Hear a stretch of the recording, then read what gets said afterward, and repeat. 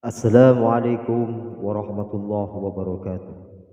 Bismillahirrahmanirrahim. Alhamdulillahi rabbil alamin. Allahumma salli wa sallim ala sayyidina Muhammad wa ala ali sayyidina Muhammad. Amma ba'du, para sahabat channel YouTube yang dirahmati Allah Subhanahu wa taala. Apakah ciri-ciri tanda-tanda sebuah rumah sering dikunjungi para malaikat? Malaikat adalah makhluk gaib, makhluk yang tidak kita bisa lihat dengan mata kepala kita. Tetapi makhluk gaib ini wajib kita imami keberadaannya. Sebagaimana kita juga wajib yakin adanya makhluk gaib yang jahat, yakni iblis, setan dan keluarga besar mereka. Malaikat adalah makhluk yang diciptakan dari nur, dari cahaya.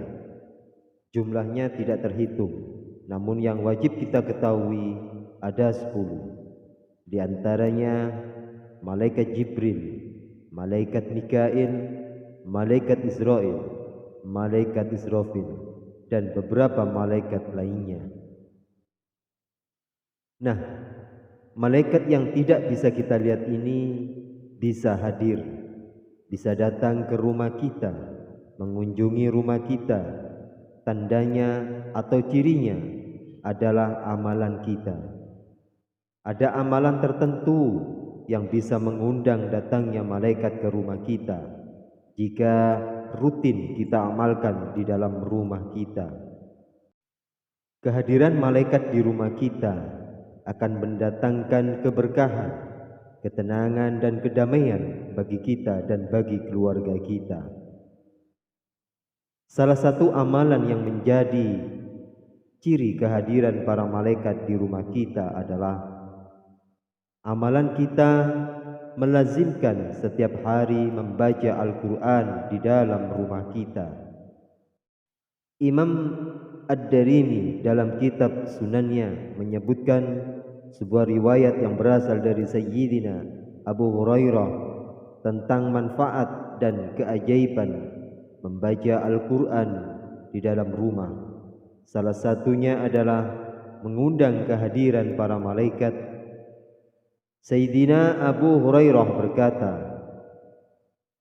sesungguhnya sebuah rumah akan terasa lapang dan luas bagi penghuninya, akan sering dikunjungi para malaikat, dijauhi oleh setan, dan akan bertambah banyak kebaikan-kebaikan dan keberkahan di dalamnya jika di dalamnya dibacakan Al-Quran.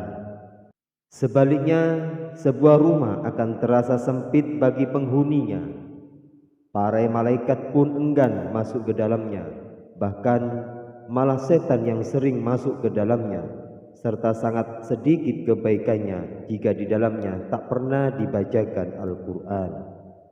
Maka bacalah Al-Quran di dalam rumah kita agar para malaikat sering mengunjungi rumah kita.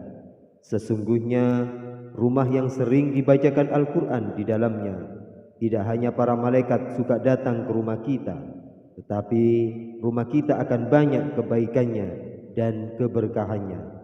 Sebaliknya, jika tak pernah dibacakan Al-Quran di dalam rumah kita, akan sedikit keberkahannya. Rasulullah SAW bersabda, banyak-banyaklah kalian membaca Al-Quran di dalamnya, bahwa sesungguhnya rumah yang di dalamnya tidak dibacakan Al-Quran akan sedikit kebaikannya, banyak keburukannya, dan terasa sempit bagi penghuninya. Ada banyak surah pilihan yang bisa kita amalkan dalam rumah kita. Salah satunya adalah surat Al-Baqarah. Rasulullah mengabarkan bahwa di dalam rumah yang dibacakan surat Al-Baqarah akan membuat setan tidak berani berada di dalam rumah kita. Imam Al-Hakim meriwayatkan hadis bahwa Rasulullah pernah bersabda, Iqra suratul Baqarah fi buyutikum fa inna syaitan la yadkhulu baita yuqra'u fihi suratul Qur'an.